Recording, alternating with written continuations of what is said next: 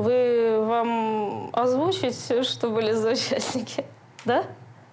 Просто это так непривычно. Обычно никто не задает этот вопрос, потому что, ну, это, да, какая-то вещь, как из учебника по, не знаю, 1 класса.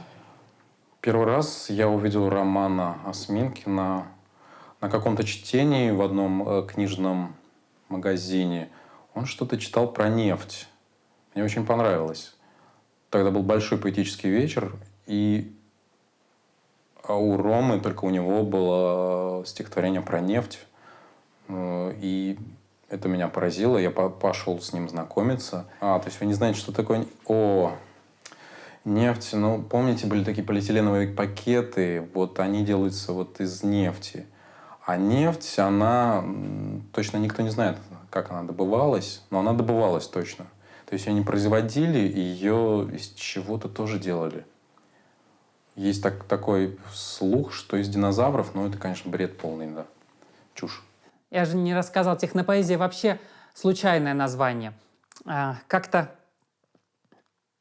я поэт же, ну, не на шутку, постконцептуальный, поэтический субъект, люмпен-пролетарий, агендерный, постконцептуальный, это уже я говорил. Роман Сергеевич Осминкин. Подражаю Дмитрию Александровичу Пригову. Помните, такой был еще в Советском Союзе известный поэт и художник.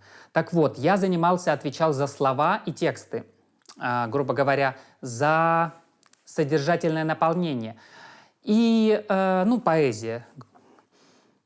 А Антон Командиров, он писал музыку. И вот однажды мы выступаем, и говорят: о, это ж техно. Ну, слышали музыку. А то, что я читал, поэзия. Вот так окказионально, случайно, так техно и поэзия слэш, и назвались. С Ромой мы познакомились когда обсуждали, да, проблематику борщевика.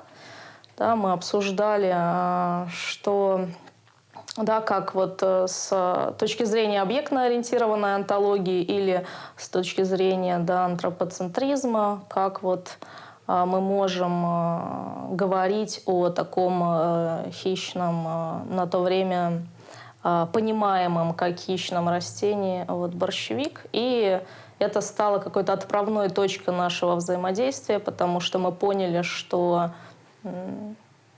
это ресурсное знакомство, то есть мы дальше вот как-то сработаемся. С Мариной я познакомился в...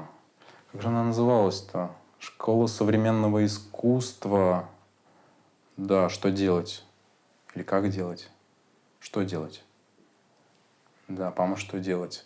Вот, познакомился с ней. Я помню, что у нее тоже был ноутбук той же неизвестной фирмы, как и у меня. На этом мы как-то сошлись.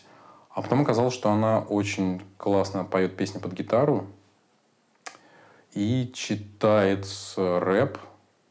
И даже какие-то записи у нее были. Ну, а с Настей мы пересеклись...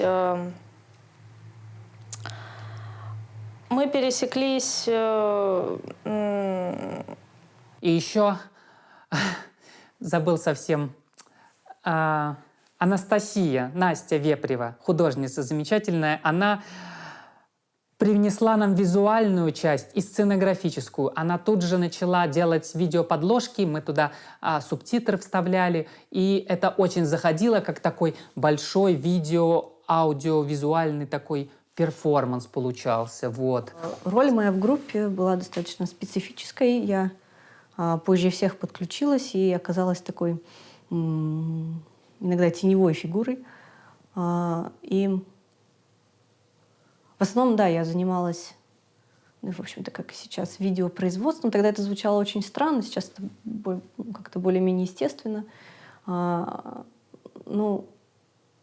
Редко, когда тогда были случаи, когда художник, производитель видео был включен в состав группы. То есть я не пела, я не писала тексты, я не делала музыку, я делала вот эти вот видеоинсталляции, которые позволяли превратить все выступление в перформанс, сделать его перформативным. Вот. И поэтому я все время где-то была за экраном, потому что Тогда еще были популярны клипы. Мы, кстати, на этом выросли потом. Вот, делали клипы и выкладывали на YouTube. Да, выступали на митингах, на 8 марта, выступали с трансповесткой, когда